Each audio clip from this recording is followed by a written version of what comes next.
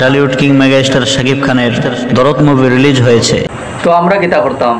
হুজুর, আপনার প্রতি আমার humble request, please exported A message about this. কিতা এক্সপোর্ট? সে তোরে এক্সপোর্ট করছে বে, ঠিকই কই তোর ড্রপ আর তুই কইরে এক্সপোর্ট। হায়রে শয়তানের বাচ্চাই। Recently in many countries of the world, recently তোর খফাল উঙ্গা শয়তানের ঘরের শয়তান। বাংলাদেশ সহ বিশ্বের বিভিন্ন কান্ট্রিতে ঢালিউড কিং মেগাস্টার শাকিব খানের দরদ মুভি রিলিজ হয়েছে। রিসেন্টলি ডপ মারাউনির দিন শেষ, এক্সপোর্ট মারাউনির বাংলাদেশ। তুমরার চালায় আর টাকা গেল না, গিয়ে কই তোর ড্রপ আর তুই কইরে এক্সপোর্ট।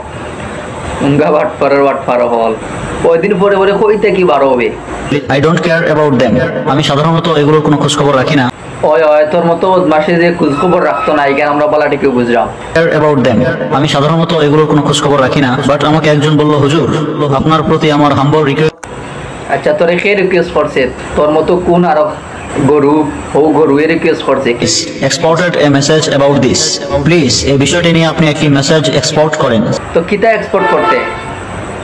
দরদ মুভি কিলা মা বই নকলরে লইয়া দেখা যায় একলগে, নায়ক নায়িকায় কিতা করছে, এই দরদ মুভিত কিতা কিতা হইছে, নায়ক নায়িকায় কিলা সিন করছে, কথার বিবরণ দিতে না কিতা বদমাস। I think it's very important topic. By the way, সে আমাকে বলল, হুজুর, that topic is specifically focus on, ওটা তোর কাছে খুব ইম্পর্টেন্ট নানি করে যে বিষয়টিকে ফোকাস করা হয়েছে।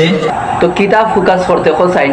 এই বিষয়টি হচ্ছে husband wife chemistry, respect, loving and caring. সুবহানাল্লাহ পড়ে। হাজব্যান্ড ওয়াইফের প্রতি যে ভালোবাসা, উদারতা, কেয়ারফুলতা, একে অপরকে বোঝা, এই বিষয়গুলোকে ফোকাস করা হয়েছে। বাংলাদেশের 95% কাপলদের এই একই পেইন, এই একই প্রবলেম, এই একই কেস তাদের। চিল্লায় বলেন ঠিক কিনা?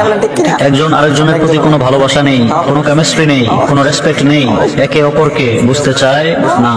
প্রত্যেকটি relationship chemistry, respect, loving and caring, এই বিষয়গুলো লং লাস্টিং রিলেশনশিপকে ডিজার্ভ করে, আদারওয়াইজ নট পসিবল।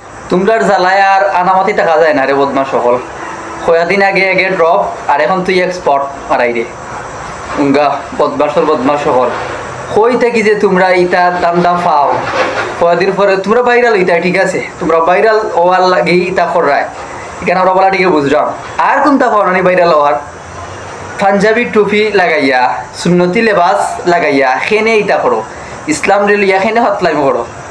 ইসলাম কিতা কথা ফাতলামি গেছি নি, ফাতলামি করতে আর কদিন পরে পরে ও মুভি ও নায়িকা কথা রেলিয়া মাত্তায় কথা নি ইসলামী গেছে। বদমাস সকল তোমরা ভাইরাল হইতে আর কত জিনিস আছে ভাইরাল হওয়ার।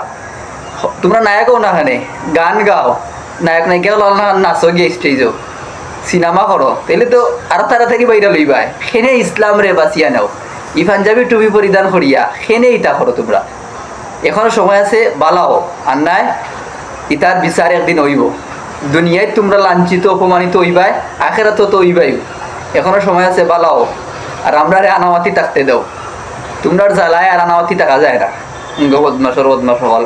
আল্লাহ যেন তোমরা এই হেদায়েত দান করি না। আমি সবাই ভালো থাকুক, সুস্থ থাকুক। আল্লাহ হাফেজ। আসসালামু আলাইকুম রহমতুল্লাহ।